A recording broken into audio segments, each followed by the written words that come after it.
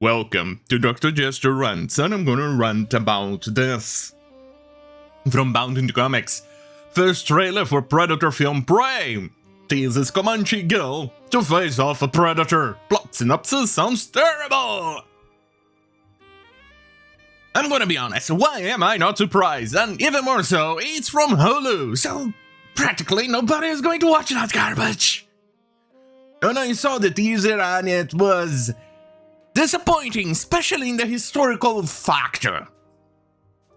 Why, you ask? Well, I'm gonna go there in a jiffy. But first and foremost, let me go and rant about this retarded nonsense first. As you can see below, the teaser trailer sees a young girl running through the woods before she enters in the prairie and dragged down the tall grass by fellow Comanche who aims his bow. Is hers. It sounded like two women. While aiming his bow, a predator teaser sign shows up in the archer's forehead. The young girl then shows up in fear, and she looks at the young archer who is now off screen, and then... Wait, that was a male? Okay then. The whole premise is laughable. Seriously, is that a male? It could be, because there's nothing. It could be a male. I thought it was a she. Right. Another predator isn't actually hunting Naru, but is hunting some other challenger, okay? Stands a chance highly evolved alien predator. Anyway, the filmmakers were committed to creating a film that provides an accurate portrayal of the Comanche and brings a level of authenticity that rings true to its indigenous people. I have a feeling that the idiot who actually thought this through, yeah, really, he thought it through and through, is that the Comanches are a very peace-loving people who are all about kumbaya and going around and peace and loving and putting roses inside little rifles or kissing aliens and predators alike. Oh, guys, why can't we have peace? Yeah, they probably thought that. Well, they little did they know that Comanches were one of the most, if not the most vicious tribe in North America. They were so warlike, they tortured people, they left them to die without their goddamn fucking eyelids. So the sun would then burn the eyes, while the insects would then consume the person who was buried. Yeah, that bad. They would scab, cut ears out, burn people, even dismember the person, leave them on a hill of ants so they can die. They were so warlike that even the other tribes like the Apache feared them. They were so warlike that even Texas Rangers were formed to fight them, and all of those things. But the most interesting bit here is that they have an actual female warrior. Yeah, there were no Comanche female warriors. Wanna bet? Let's go and cover this. Right. The classroom. What were the roles of men and women in the Comanche tribes? High-ranking men engaging in trade with Europeans, Mexicans, and Americans often sell kidnap relatives and dignitaries. Men hunting and herding. Warfare. The young men were trained to use bows and arrows and spears and shields made from buffalo hide. If rifles were available, the art of marksmanship had to be learned as well, horse-mounted. Comanche men went on raids that extended as far as south as the jungles of Mexico. On these raids, which might last for months, men occupied themselves with acquiring untransportable goods whichever people they fought, usually included slaves and raping. Yeah, they would then rape the woman or drag them to their tribe so they could rape them.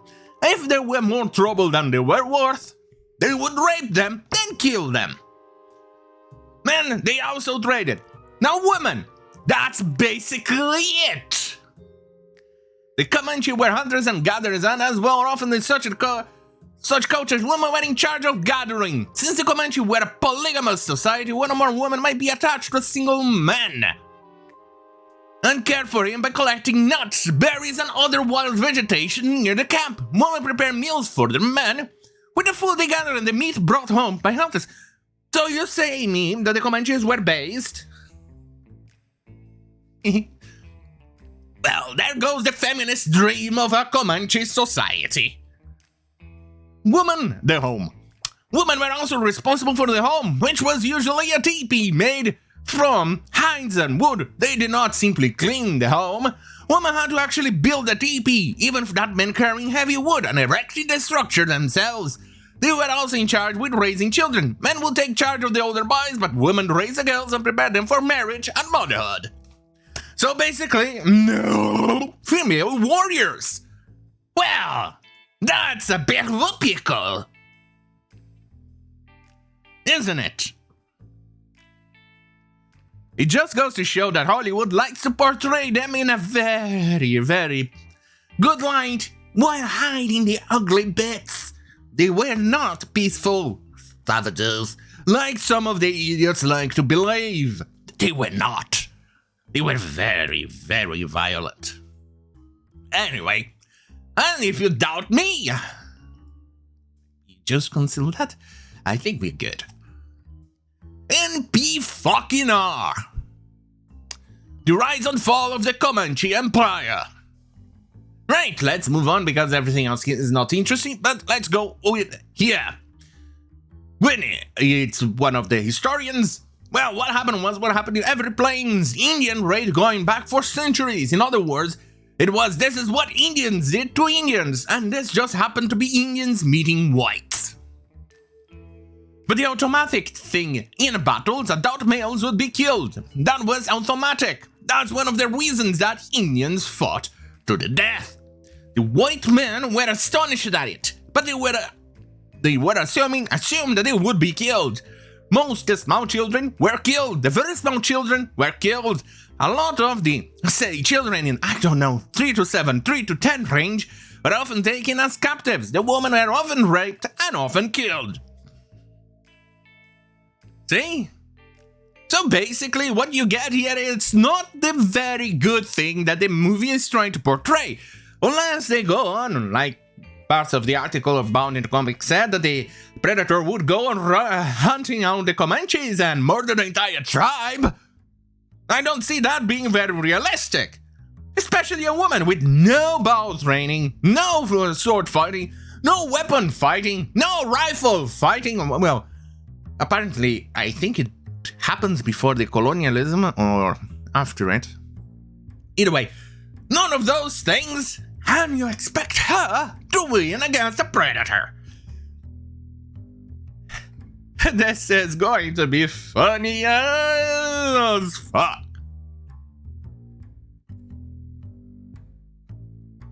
Trust me.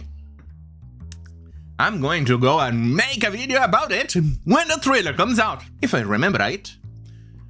Right. Right, let's go here. Under the Native Americans did commit in those war. You know, the Indians were did so many Americans felt bad about that kind of like good guys versus bad guys. This is just talking about why suddenly the evil Indians suddenly became angels. But anyway, here's what I see. What the historian said. I think that's a good point. And there was even an attempt at some point to deny that Indians were warlike. They were. Comanches were incredibly warlike. There are even facts that they would actually hunt a white family for 1,000 fucking miles just to kill them. You think I'm joking, right? I am not. Sorry, my allergies are having a go at me again. Anyway, 4 tours. Torture, mutilation, and brutality. Comanche history. Right. The guy here is Michael, BA History, American Studies, and MS, Masters in American History. You see, this one is a story from the book Comanches, The Destruction of the People. The protracted rape, humiliation, and murder, the female captives began on the homeward journey, leaving a bloody trail behind the war party. This began when the warriors believed they had put out enough distance behind them for security, and they could make a camp and light fires. There was no taboo against tormenting women, but this rarely went beyond sexual assault. The Meridians were known to impale women on rough-cut stakes and cut their heel tendons and leave them in the wilderness. Purely sexual sadism seems to have been almost unknown, because there was little sexual frustration to feed it. More often than not, the captive females brought back to camp had more to fear from the jealousy of the Normernoon women, Comanches, who heaped abuse and even physical punishment on them. If there were male prisoners, the normal practice was to try and bring them back for the pleasure of the women. When this was impractical, they were killed on the trail. Since bravery was the supreme virtue among the Meridians, torture was the supreme test.